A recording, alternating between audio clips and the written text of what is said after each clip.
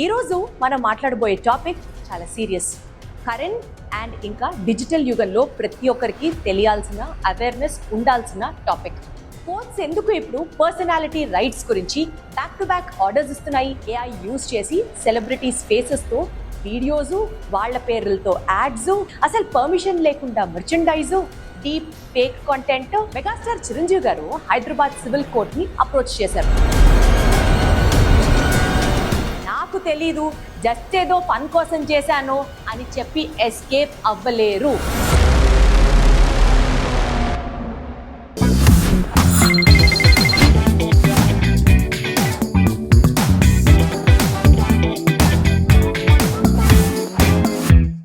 Hello అండి, అందరికీ నమస్కారం. Welcome to my channel deep talks with Deepti.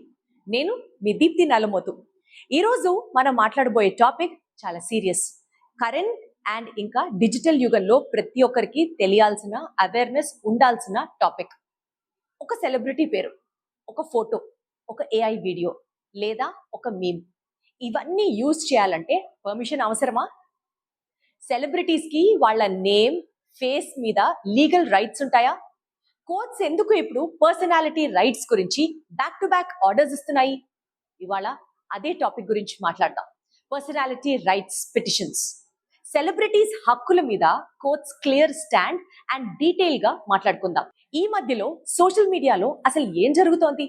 AI use చేసి సెలబ్రిటీస్ ఫేసెస్ తో వీడియోస్, వాళ్ళ పేర్లతో ads, websites, fake news, memes, అసలు పర్మిషన్ లేకుండా మర్చెండైజ్, డీప్ ఫేక్ కంటెంట్, ఇవన్నీ చూస్తే ఫన్లా అనిపించవచ్చు. బట్ బ్యాక్గ్రౌండ్ లో ఉన్న ట్రూత్ ఏంటి అంటే ఇది లీగల్ వైలేషన్. అందుకనే ఇప్పుడు చిరంజీవి గారు, ఎన్టీఆర్ గారు, ఇంకా చాలా మంది సెలబ్రిటీస్ కోర్ట్స్ ని అప్రోచ్ అవుతున్నారు. ఇది కేవలం సెలబ్రిటీస్ వరకే కాదు, రేపు ఇది కామన్ పీపుల్ వరకు కూడా రావచ్చు. పర్సనాలిటీ రైట్స్ అంటే ఏంటి? సింపుల్ గా చెప్పాలంటే, ఒక పర్సన్ కి తన నేమ్, తన ఫేస్, తన వాయిస్, తన ఐడెంటిటీ, రెప్యుటేషన్, ఇవన్నీ మీద ఉన్న లీగల్ రైట్స్ నే పర్సనాలిటీ రైట్స్ అని అంటారు. పర్మిషన్ లేకుండా ఇవన్నీ యూజ్ చేస్తే అది ఇల్లీగల్. ఇండియాలో ఈ కాన్సెప్ట్ అసలు ఎలా వచ్చింది? ఇండియాలో సెపరేట్ గా పర్సనాలిటీ రైట్స్ యాక్ట్ అనేం లేదు.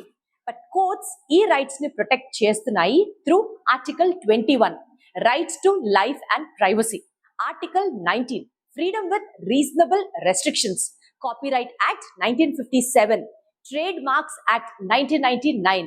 సో లాలో క్లియర్ గా ఉంది, లాలో క్లియర్ గా చెప్తున్నారు మీ ఐడెంటిటీ మీ ప్రాపర్టీ. చిరంజీవి గారి కేసు గురించి ఒకసారి చూద్దాం. మెగాస్టార్ చిరంజీవి గారు హైదరాబాద్ సివిల్ కోర్ట్ ని అప్రోచ్ చేశారు. రీజన్ ఏంటి అంటే ఆయన నేము, ఆయన ఫొటోస్, వాయిస్ ని యాడ్స్ లో, డిజిటల్ కంటెంట్ లో కమర్షియల్ పర్పస్ కోసం పర్మిషన్ లేకుండా యూజ్ చేస్తున్నారు. కోర్ట్ ఇమీడియట్ గా యాడ్ ఇంటరమ్ ఇంజంక్షన్ ఇచ్చింది.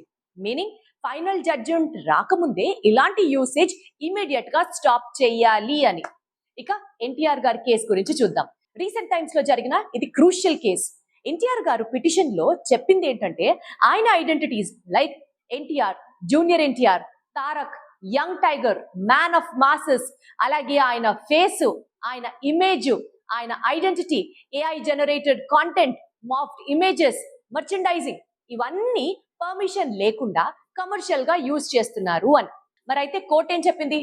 ఢిల్లీ హైకోర్ట్ క్లియర్ గా చెప్పింది ఏంటంటే ఎన్టీఆర్ ఒక వెల్ నోన్ సెలబ్రిటీ. ఆయన name and face public mind లో యూనిక్లీ అసోసియేటెడ్. అందుకే ఆయనకి ప్రొప్రైటరీ రైట్స్ ఉంటాయి. ఈ రైట్స్ ని వైలేట్ చేస్తే లీగల్ యాక్షన్ తప్పదు అని. సోషల్ మీడియా ప్లాట్ఫామ్స్ కి ఒక ఆర్డర్స్ కూడా ఇవ్వడం జరిగింది. ఇది చాలా important point. YouTube, Instagram, Facebook, Twitter, websites, ఇవన్నీ ఐటీ రూల్స్ 2021 ప్రకారం కంప్లైంట్ వస్తే టైం లిమిట్ లోపల ఫేక్ ఆర్ ఇల్లీగల్ కాంటెంట్ ని రిమూవ్ చేయాలి. No delay, no excuse. Defendants ఏం చేయాలి? కోర్టు ఇంకొక ఇంపార్టెంట్ అబ్జర్వేషన్ కూడా చేసింది. Unknown persons, troll accounts, fake profiles, anonymous creators, ఎవరైనా సరే ఈ ఆర్డర్స్ అందరికీ అప్లై అవుతాయి. సో నాకు తెలీదు, జస్ట్ ఏదో ఫన్ కోసం చేశాను అని చెప్పి ఎస్కేప్ అవ్వలేరు.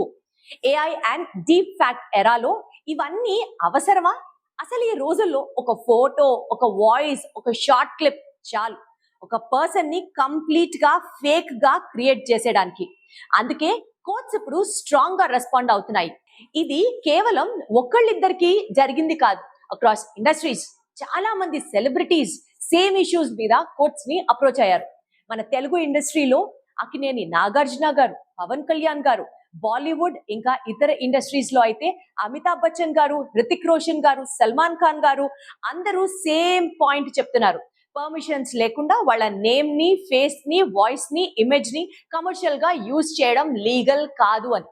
అమితాబ్ బచ్చన్ గారి కేసులో ఢిల్లీ హైకోర్టు క్లియర్ గా చెప్పింది. ఆయన వాయిస్, ఆయన ఫొటోస్, ఆయన సిగ్నేచర్స్, సిట్టింగ్ స్టైల్, ఆయన పర్సనాలిటీ ట్రైట్స్ ఇవన్నీ కూడా పర్మిషన్ లేకుండా కమర్షియల్ గా కనుక యూజ్ చేస్తే ఇది కంప్లీట్ గా ఇల్లీగల్ అని. అంటే కేవలం ఫేస్ మాత్రమే కాదు, ఒక సెలబ్రిటీని గుర్తుపట్టేలా చేసే ఎనీ ఐడెంటిఫైబుల్ ఎలిమెంట్స్ కూడా పర్సనాలిటీ రైట్స్ కిందకే వస్తుంది. రజనీకాంత్ గారి కేసులో కూడా ఆయన మేనరిజమ్స్, ఆయన స్టైల్, ఆయన బాడీ లాంగ్వేజ్, వాయిస్ ని ఇమిటేట్ చేసి సినిమా తీయాలని ట్రై చేసిన వాళ్ళకి అగేన్స్ట్ గా రజనీకాంత్ గారు కోర్టు నుండి స్టే ఆర్డర్ తెచ్చుకున్నారు. కోర్టు చెప్పిన మెయిన్ పాయింట్ ఏంటంటే సెలబ్రిటీ ఐడెంటిటీని మిమిక్ చేసి ప్రాఫిట్ కోసం యూజ్ చేయడం direct violation of personality rights అని. ఈ రోజుల్లో ఇంకొక డేంజరస్ ట్రెండ్ ఏంటంటే వాయిస్ క్లోనింగ్. ఏఐ యూజ్ చేసి సింగర్స్ వాయిసెస్ ని రీక్రియేట్ చేయడం, దీనినే వాయిస్ క్లోనింగ్ అని అంటారు. ఎస్పి బాలసుబ్రహ్మణ్యం గారి లాంటి లెజెండరీ సింగర్స్ వాయిస్ ని ఏఐ తో క్రియేట్ చేయడం ఇప్పుడు ఒక సీరియస్ కాంట్రవర్సీగా మారింది. ఎందుకు అనంటే వాయిస్ కూడా ఒక పర్సన్ ఐడెంటిటీకి స్ట్రాంగ్ పార్ట్. అది పర్మిషన్ లేకుండా యూజ్ చేస్తే అది clear violation. Deep fake videos గురించి కూడా క్లియర్ గా మనం అర్థం చేసుకోవాలి. డీప్ ఫేక్ అంటే ఒక పర్సన్ ఫేస్ ని ఇంకొక పర్సన్ బాడీకి తగిలించి కంప్లీట్ గా ఫేక్ వీడియో క్రియేట్ చేయడం. ఇది కేవలం పర్సనాలిటీ రైట్స్ వయలేషన్ మాత్రమే కాదు, ఇది సీరియస్ సైబర్ క్రైమ్ కూడా. రేపు మీ ఫోటోని కూడా ఎవరొకరు మీ పర్మిషన్ లేకుండా ఏదో ఫేక్ అడ్వర్టైజ్మెంట్ లో లేదా ఫేక్ వీడియోలో యూజ్ చేస్తే మీరు కూడా లీగల్లీ రెస్పాండ్ అవ్వచ్చు. ఎందుకంటే పర్సనాలిటీ రైట్స్ కేవలం సెలబ్రిటీస్ కే కాదు, కామన్ పీపుల్ కి కూడా అప్లై అవుతాయి. ఆర్టికల్ 21 లో రైట్స్ టు ప్రైవసీ కింద సింపుల్ గా చెప్పాలంటే మీ ఐడెంటిటీ మీ ప్రాపర్టీ. మీ నేమ్, మీ ఫేస్, మీ ఇమేజ్, వాయిస్ ఇన్వాల్వ్మెంట్ కా లేకుండా ఎవరు బిజినెస్ కోసం లేదా కమర్షియల్ గెయిన్ కోసం యూజ్ చేయలేరు. సింపుల్ గా చెప్పాలి అంటే సెలబ్రిటీ అయినా కామన్ పర్సన్ అయినా మీ ఐడెంటిటీ మీకే హక్కు. డిజిటల్ ఫ్రీడమ్ అంటే రెస్పాన్సిబిలిటీ లేకుండా కనుక యూజ్ చేయడం కాదు. ఈ కేసెస్ ఒక క్లియర్ వార్నింగ్. ఫేమ్ ఉన్న వాళ్ళ నేమ్స్, వాళ్ళ ఫేసెస్, వాళ్ళ ఐడెంటిటీ కాంటెంట్ కోసం యూజ్ చేయాలంటే పర్మిషన్ మ్యాండేటరీ. ఈ వీడియో మీద మీ ఒపీనియన్ ఏంటి? కామెంట్స్ లో షేర్ చేయండి. ఇలాంటి ఇంపార్టెంట్ టాపిక్స్ కోసం subscribe to my channel deep talks with Deepthi. ఇంకొక వీడియోలో మళ్ళీ కలుద్దాం. Thank you so much for watching.